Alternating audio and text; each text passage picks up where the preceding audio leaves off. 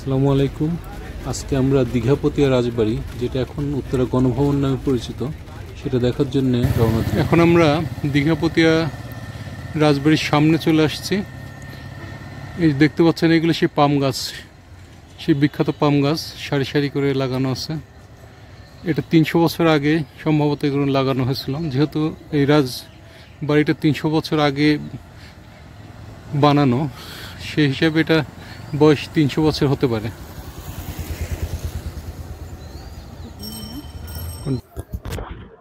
গণভবন বা দীঘাপতিয়া রাজবাড়িটি 33 একর জমির উপর প্রতিষ্ঠিত। 1947 সালের দেশ বিভাগের পর দীঘাপতিয়া রাজা দেশ ত্যাগ করে ভারতে চলে যান। 1967 সালের 24শে জুলাই পূর্ব পাকিস্তানের গভর্নর মোনায়েম খান গভর্নরের বাসভবন হিসেবে এটা উদ্বোধন করেন। আমরা এখন উত্তরা গণভবনের প্রধান ফটক, যেটা প্রধান গেট, তার সামনে আছি। এখন যে গেটটা দেখছেন, এটা 3 তলার মতো উঁচু। এটার দুই পাশেই পাহারাদার দাঁড়ানোর মতো ব্যবস্থা আছে এবং গ্লাস দিয়ে দেখতে পারবে বাইরে। এবং এটার ভিতর দিক থেকে সিঁড়ি দিয়ে একদম 3 তলা পর্যন্ত উঠে যাওয়া যায়। এবং যে ঘড়িটা দেখছেন, এটা এখানকার একটা বড় বিষয়। এই ঘড়িটা সপ্তাহে একদিন চাবি দেওয়া হয় এবং যে ঘন্টাটা দেখতে পাচ্ছেন ডাইনে, এই ঘন্টাটা ঢং ঢং শব্দ করে। প্রতি ঘন্টায় শব্দটা পাওয়া যায়। এটা এখানকার একটা মজার বিষয়। আর এখন আমি টিকিট কাটতে যাচ্ছি। এখানে টিকিট কেটে ভিতরে ঢুকতে হয়। টিকিট কেটে তারপর আমরা গেটের টিকিটটা দেখায় তারপর ভিতরে ঢুকবো।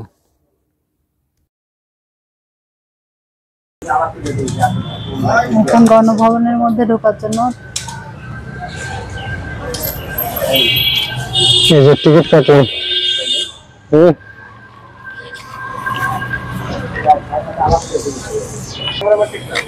আমরা এখন গণভবনে ঢুকছি। এখানে টিকিট চেক করা হয়।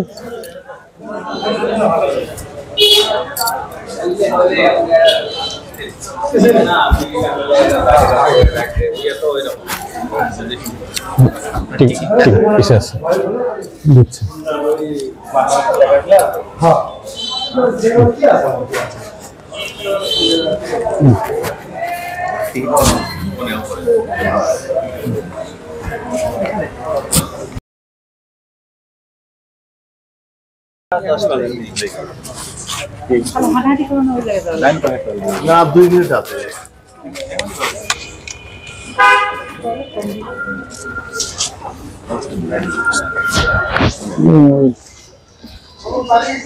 সেই ঘড়িটা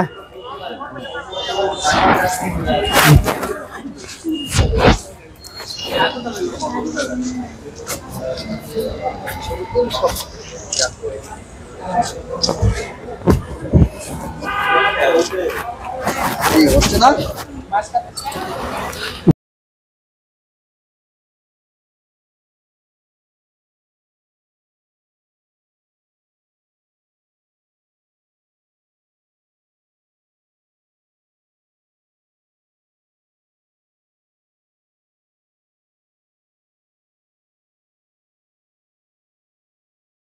এখন এখানে আনসার ক্যাম্প, এখানে আনসাররা থাকে এবং এর মধ্যে শৃঙ্খলা এরা বজায় রাখে। বিভিন্ন ভিজিটররা আসলে তাদের শান্তি মতো ঘোরাফেরা এবং যাবতীয় বিষয়গুলো আনসার ভাইরা দেখাশোনা করেন। এখন আমরা যেদিকে হেঁটে যাচ্ছি, এটাই মূলত উত্তরা গণভবনের মূল ভবনের দিকে। তো এখন যেখানে যাচ্ছি, এখন আপনারা যেটা দেখছেন, এর চারিপাশ দিয়ে পরীক্ষা খনন করা আছে এই রাজপ্রাসাদের প্রোটেকশনের জন্য।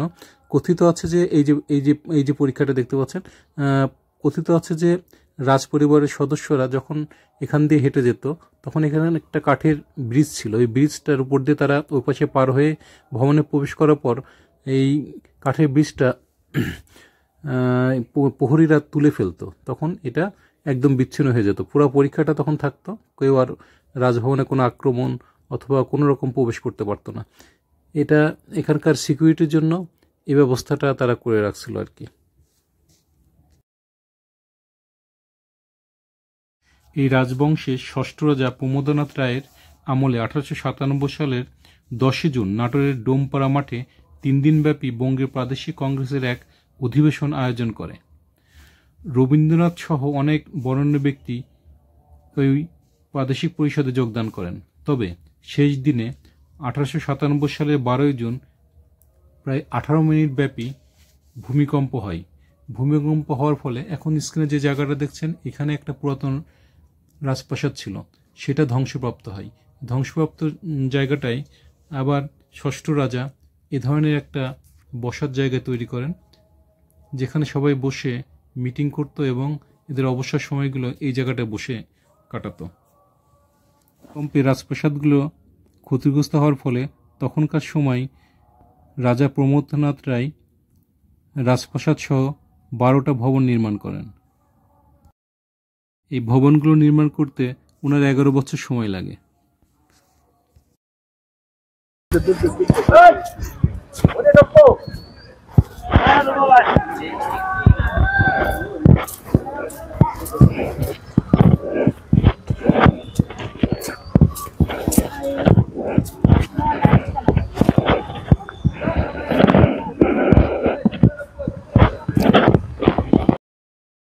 পুরাতন রাজপ্রাসাদটা ছিল, যেটা ভূমিকম্পে ধ্বংস হয়ে যায়, এবং তারপরে রাজা ষষ্ঠ রাজা এই জায়গাটাকে এভাবে গোল চক্করের মতো করে বসার ব্যবস্থা করছে এবং মাঝে মাঝে পিলারের উপর ফুলদানি রেখে এটা শোভাবর্ধন করছে।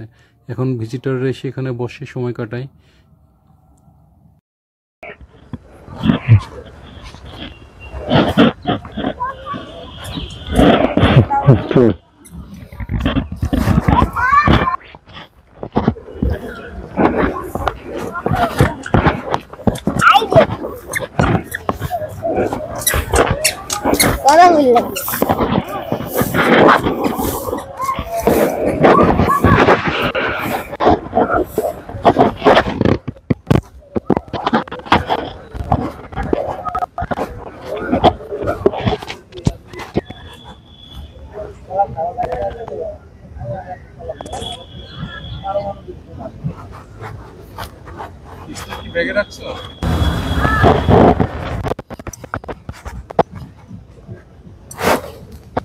এখানে ফুল গাছ লাগানো হচ্ছে। আমরা যদি আর কিছুদিন পরে আসতাম তাহলে হয়তো ফুলগুলো দেখলে আরো বেশি ভালো লাগতো।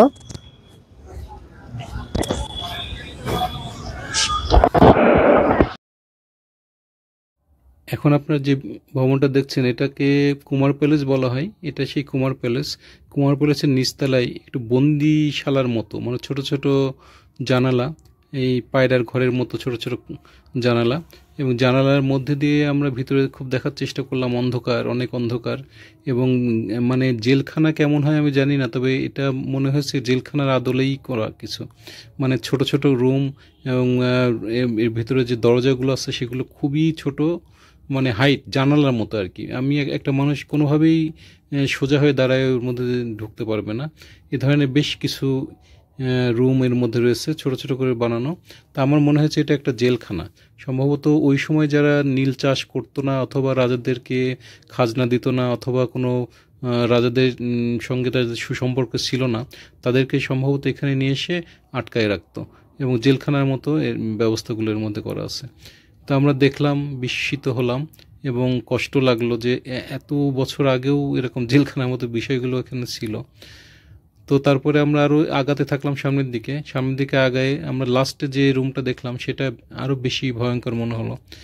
অনেক বেশি মানে এলোমেলো অন্ধকার, কেমন যেন একটু, মানে রুমটা দেখলেই কেমন যেন ভয় লাগছে। এটার দরজাটা আরও ছোট, মানে এত ছোট যে একটা মানুষ মানে শুয়ে শুয়ে এই রুম থেকে রুমে যেতে হবে, এই ধরনের মানে ভয়ঙ্কর। বিশালে যে মানুষগুলো থাকবে তারা কিন্তু সোজা হয়ে দাঁড়াতে পারবে না। রুমগুলো হাইট আবার শর্ট, মানে হাইটগুলো অনেক কম, সোজা হয়ে দাঁড়াতে পারবে না। রুমগুলো খুবই ছোট এবং কোনো জানালা নাই। আমরা যে সাইড থেকে দেখলাম ওই সাইডে জানালা। এখন আমরা দোতলার দিকে যাচ্ছি। দোতলায় মূলত 4টে রুম আছে, আর একটা ড্রয়িং রুম মতো। এখানে কুমাররা থাকতো, যেহেতু কুমার প্যালেস এটাকে বলা হয়েছে, তা আমি আশা করব যে রাজাদের ছেলেরাই হয়তো এখানে থাকতো, এবং তারা এখানে 4টে রুমে থাকতো, এবং এখানেই তাদের একটা ড্রয়িং রুম মতো আছে, সেটাই থাকতো, সেটা তারা ব্যবহার করতো। আমরা এই যে এই দরজার এই ফাঁকটাক দিয়ে একটু ভিতরে দেখার চেষ্টা করলাম, কিন্তু কোনোভাবে দেখা গেল না।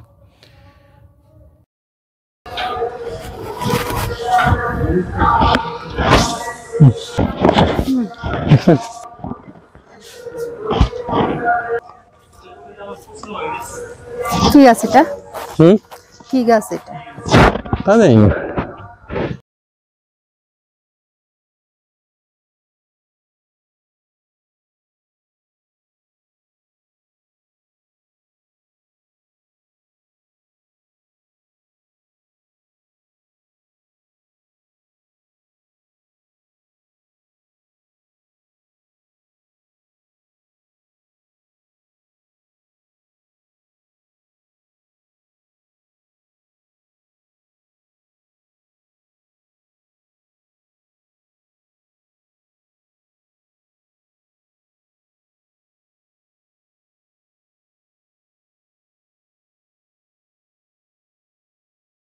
এই বাগানে রাজঅশোক, সৌরভী, পারিজাত, হাপামণি, কর্পূর, হরিকতি, যষ্টিমধু, মাধবী, মাইকাস, নীলমণিলতা ও হৈমন্তী বৃক্ষ আছে, যেগুলো বেশ বিরল গাছ এবং মূল্যবান গাছ।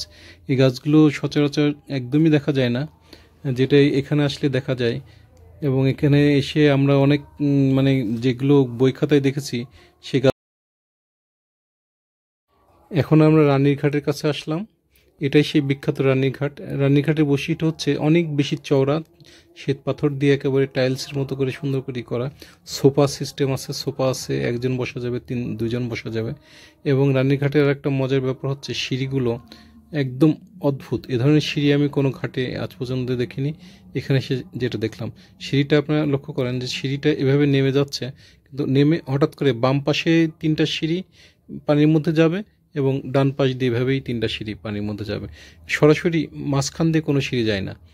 এবং গোসল করার পরে এখানে বসে রেস্ট নেওয়া যাবে, অথবা গোসল করার আগে এসে বসে গল্প করা যাবে। এ ধরনের পরিবেশ করে তারা সিঁড়িটা বানাইছে। সিঁড়িটার কাছে আসলে যে ঐতিহ্য, রাজা বাদশাদের যে মজার ব্যাপারগুলো, সেগুলো এখানে আসলে বোঝা যায়। এবং প্রকৌশলী যে কত উন্নত ছিল তখনকার, এখন থেকে 300 বছর আগে নির্মাণ করছে, তখন যে কত সুন্দর করে নির্মাণ করছে, এখন এগুলো আমাদেরকে ভাবায়।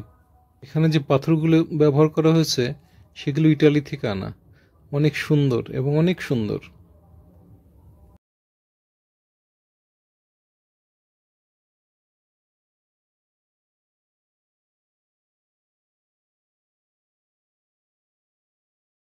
এখন আমরা যে ঘরটার মধ্যে যাচ্ছি এটা রানীদের আচারের ঘর। এখানে রানীরা আচার বানাতো, আচার বানিয়ে রোদে শুকাতো। এবং এই যে উপরে যে বিষয়টা আমরা দেখতে পাচ্ছি যে কাঠের, এখানে আচারগুলো রাখা হতো। এখানে আচারগুলো রাখলে সরাসরি রোদ লাগতো না, কিন্তু টিনের তাপটা লাগতো, এতে আচারটা নাকি আরও বেশি ভালো হতো। এ ধরনের কথা এখানে প্রচলিত আছে। এবং আমি যেটা দেখলাম, এখানকার যে ঘর বানানোর যে কাঠগুলো সেই 300 বছর আগে বানাইছে, কিন্তু কাঠগুলো এখনও সে আগের মতোই আছে, একটুও নষ্ট হয়নি, ঘুণে ধরেনি, পচেনি, সে আগের অবস্থাতে আছে। এখানে আমি যেটা দেখলাম যে যে ভূমিকম্পটা হয়েছিল, আমার মনে হয়েছে এখানে আরও অন্যান্য কিছু ছিল, না হলে 2টা পিলার এভাবে এখানে রয়েছে। অর্থাৎ এখানে কোনো প্রাসাদ হয়তো ছিল, যেটা আর পরে বানানো হয়নি, এই জন্য পিলার 2টো রয়েছে, এটা আমার মনে হয়েছে।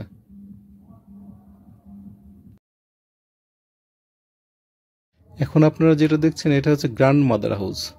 গ্র্যান্ড মাদার হাউসটা এরকম, যেখানে বৃদ্ধ রানীরা থাকতেন, যাদের রাজা মারা গেছে অথবা অনেক বয়স হয়ে গেছে যেসব রানীদের, তারা এইখানে থাকতেন। তো এটাও নতুন করে বানানো হয়েছে, এটা ধ্বংসপ্রাপ্ত হয়েছিল। পরবর্তীতে যেরকম ভবন এখানে ছিল ঠিক সে আদলেই পরবর্তীতে এটা বানানো হয়েছে। তো এটা দেখে আমার যেটা মনে হয়েছে যে এই যে আমাদের বৃদ্ধাশ্রমের যে আইডিয়াটা, এখানেও মনে হচ্ছে এরকম একটা কিছু, যে রানীরা যখন বৃদ্ধ হয়ে যেতেন তখন এখানে তাদেরকে রাখা হতো এক জায়গায়। বেশ বেশ কিছু রুম আছে যেখানে এক জায়গায় অনেকগুলো রানী থাকতে পারতো আর কি।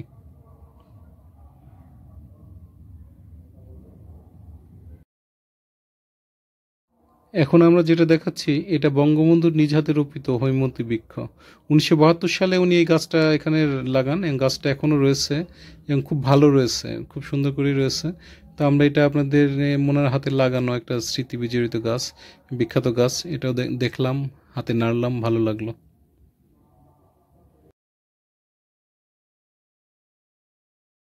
এখন রানীর মিনি চিড়িয়াখানার সামনে আমরা। এই মিনি চিড়িয়াখানার এখানে অনেকগুলো হরিণ রাখা আছে, অনেকগুলো হরিণ, বেশ 50-60টা হতে পারে। হরিণগুলো আমাদের দেখে আমাদেরকে একদম মানে দেখতেছে আর কি, মানুষ দেখতেছে, ভাল লাগছে, হরিণগুলো ঘুরে বেড়াচ্ছে। তো আমার মনে হচ্ছে ওদের একটু লতা পাতা দিতে পারলে খুব ভালো লাগতো। একটা খাঁচার কাছে আসছি, খাঁচাতে ময়ূর রাখা আছে। এখানে 2টো নাম লেখা আছে, তিথি, মিথি, সম্ভবত 2টা ময়ূরের 2টা নাম, কিন্তু বাস্তবে ময়ূর পেয়ে গেলাম আমরা একটা। অনেক সুন্দর একটা ময়ূর, সে খাওয়া নিয়ে ব্যস্ত, আমাদের সঙ্গে কোনো কথাবার্তা বলছে না, উল্টা হয়ে আছে। যাই হোক, আমরা তাকে ভালো করেই দেখলাম। এবং ময়ূরের পাশে খরগোশ আছে, গিনিপিগ আছে, কবুতর আছে, যেগুলোকে আমরা দেখলাম। এখানে বাচ্চারা এসে দেখলে আরও বেশি আনন্দ পেত, আমরা বড়রাই দেখলাম আর কি।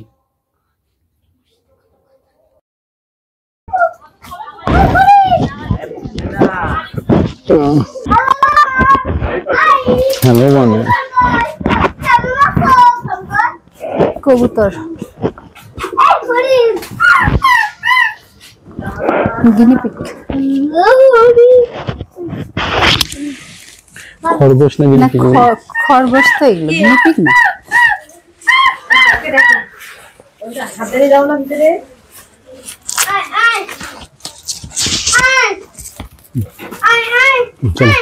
খাঁচার প্রাণীটি ইংলিশ দিতে বজায় রাখুন ইচ্ছা কিছু লেখা নাই। হ্যাঁ এটা গিনিপিগ, এটা গিনিপিগ। হ্যাঁ এগুলো তো গিনিপিগ। হ্যাঁ চলো। বাচ্চা, ছোট ছোট বাচ্চা, বড়। রানী ভবনের পাশে মোট 6টা পুকুর আছে। পুকুরগুলোর নাম বেশ মজার, যেমন গোল পুকুর, পদ্ম পুকুর, শ্যাম পুকুর, কাচারি পুকুর, কালী পুকুর, কেষ্টজির পুকুর, এরকম। এখন আমরা যেখান দিয়ে যাচ্ছি এটা কুমার প্যালেসের পিছনের সাইডটা। কুমার প্যালেসের পিছনের সাইডটা দারুণ সুন্দর সিঁড়ি আছে, এই সিঁড়িতে উঠে কুমার প্যালেসে যেতে হবে। আর আমরা শুরুতে যেটা দেখাইছিলাম যে বন্দিশালা কুমার প্যালেসের ওই পাশটা, সামনের পাশটা ছিল বন্দিশালা, আর এই পিছনের পাশটা হচ্ছে মূলত কুমারদের ওঠার জন্য সিঁড়ি আর কি। এই দিকটা বেশি সুন্দর, ওই সামনের দিকটা দেখলে একটু মানে অতটা সুন্দর লাগে না। এই এই এই পাশটা বেশি সুন্দর, যেখানে আমরা দাঁড়ালাম এবং কয়েকটা ছবি টবি তুলে এই জায়গাটাকে ধরে রাখলাম আর কি। এখন গণভবনের যে সংগ্রহশালা আছে, এখানে কিছু রাজা বাদশাদের কিছু হাতের জিনিসপত্র, ব্যবহার জিনিসপত্র রাখা আছে, আমরা সেটা দেখব। আমরা সংগ্রহশালায় ঢুকবো। টিকিট পাওয়া লাগবে তো? টিকিট নিয়ে লাগবে। টিকিট নাও, টিকিট নাও। 2টা না? এখন আমরা সংগ্রহশালার মধ্যে যাব, দেখি রাজা বাদশাদের কি কি জিনিসপত্র এখানে রাখা আছে। সংগ্রহশালা টিকিট কাটছি এখন, টিকিট আনসার ভাইকে দেখায়। সংগ্রহশালা অথবা জাদুঘর যেটাই বলি, এটা মূলত আগে ছিল ট্রেজারি ভবন।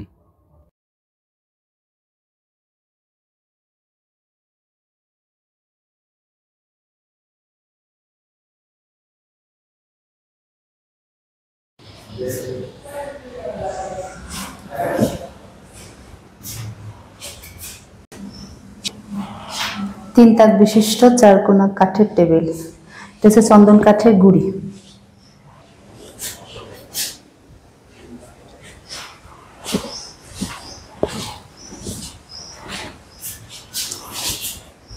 এটা হচ্ছে ফুলের টেবিলগুলো, কি সুন্দর তাই না?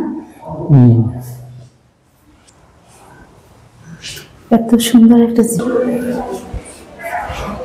এখানে তো যাওয়া হয়নি। বুঝছে এই খাট দেখো। এটা রাজা রানীদের ব্যবহারের সুন্দর খাট, ড্রেসিং টেবিল, ইজি চেয়ার, শ্বেত পাথরের টেবিল, বিভিন্ন রকম সামগ্রী।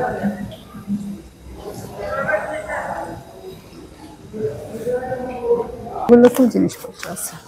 আমরা এখন মূল যে রানীর ভবনটা, যেটা গণভবন আর কি, যেখানে প্রধানমন্ত্রী এসে থাকে, মন্ত্রীদের সাথে মিটিং যেখানে হয়েছিল এর আগে, সেটার সামনে আছি। এখানে অনেক গ্যাদারিং, এই জায়গাটা ইম্পর্টেন্ট একটা জায়গা। এই যে যে গ্লাস এরিটা দেখতেছেন, এটা সরাইখানা বলা হতো ওই সময়কার। গ্লাসের এটা দেখেই সেই মানে রাজা রানীর দেশের বিষয়গুলো আমাদের মাথার মধ্যে আসবে।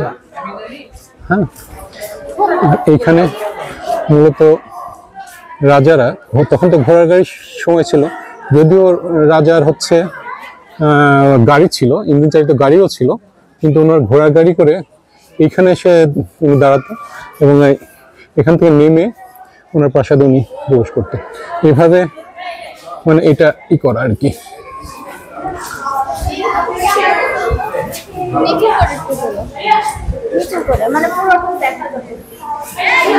এই ভবনটার মধ্যে ঢুকতে গেলে জেলা প্রশাসকের অনুমোদন নিয়ে এসে ঢুকতে হয়, সেজন্য আমরা সে ধরনের অনুমোদন আগে নিতেও চেষ্টা করিনি।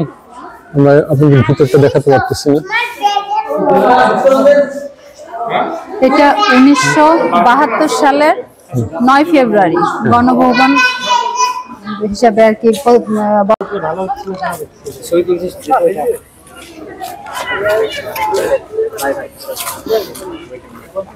ডাক্তার সাহেবের কি হয়েছিল? ডাক্তার সাহেব না আসছে।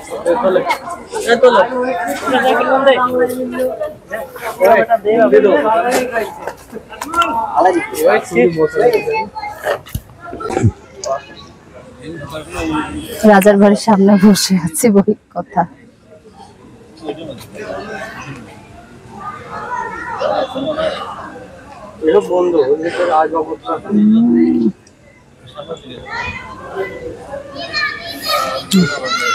হচ্ছে না কিচেন সম্ভবত, আর ওইটা হচ্ছে না, ওটা তো যে গাড়ি ঘোড়া রাখার জায়গা। যাচ্ছি, গেটে কাছাকাছি গেছি, এখানে আমরা বেরিয়ে আবার আর একটা স্পটে যাবো, এই জন্য আমাদের একটু তাড়াও আছে।